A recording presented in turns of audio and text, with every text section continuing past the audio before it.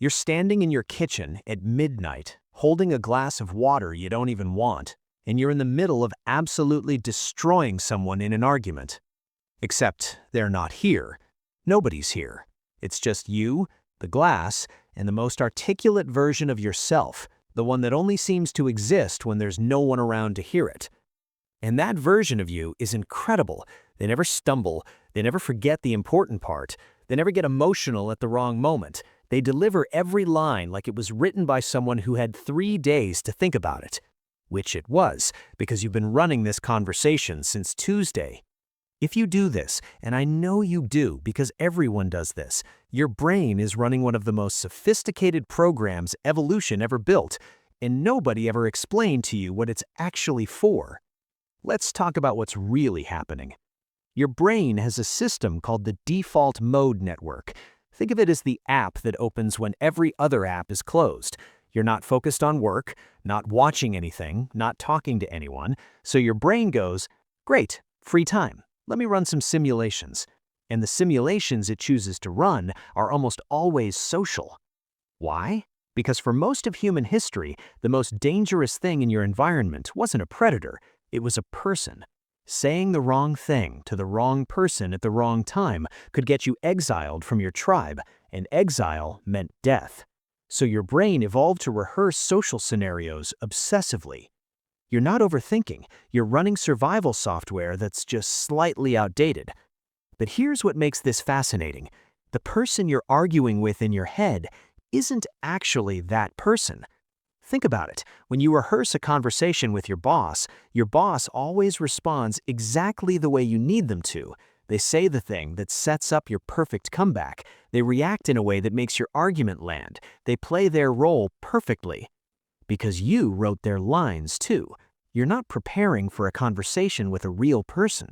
You're performing a scene with a character you invented, someone who looks like that person but only exists to lose.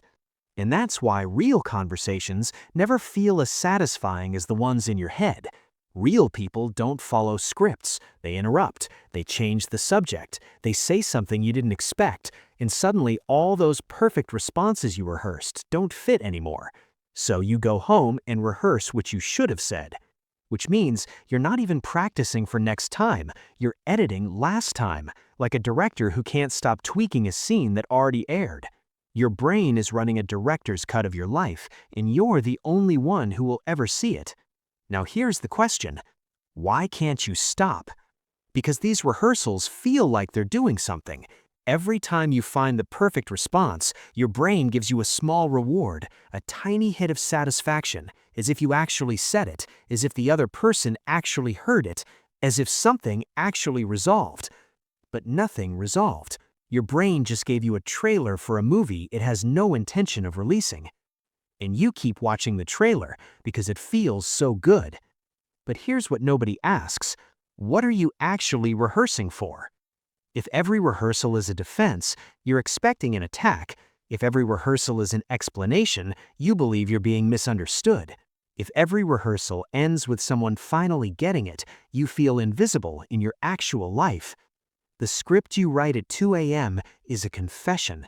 The things you rehearse saying are the things you most need someone to hear.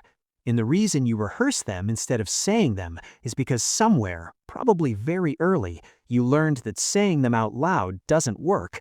Maybe you told someone how you felt and they dismissed it. Maybe you stood up for yourself and got punished for it. Maybe you tried to explain something important and watched their eyes glaze over. And your brain made a decision.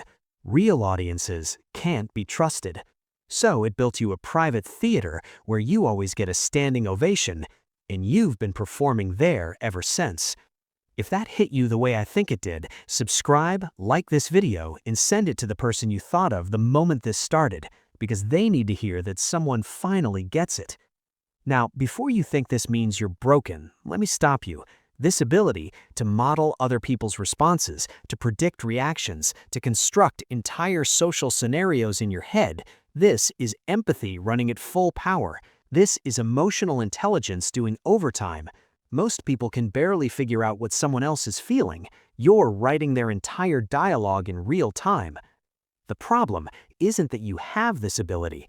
The problem is that it became a replacement for the thing you actually want, which is to be heard, not by the puppet version of someone who lives in your head, but by the real person who doesn't follow your script, won't say their lines right, and might not react the way you planned.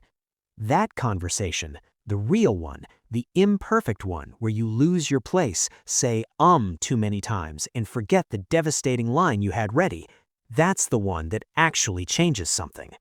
Because your rehearsal can give you the feeling of being understood, but only a real conversation can give you the experience of it, and those are not the same thing. One is a trailer, the other is the movie.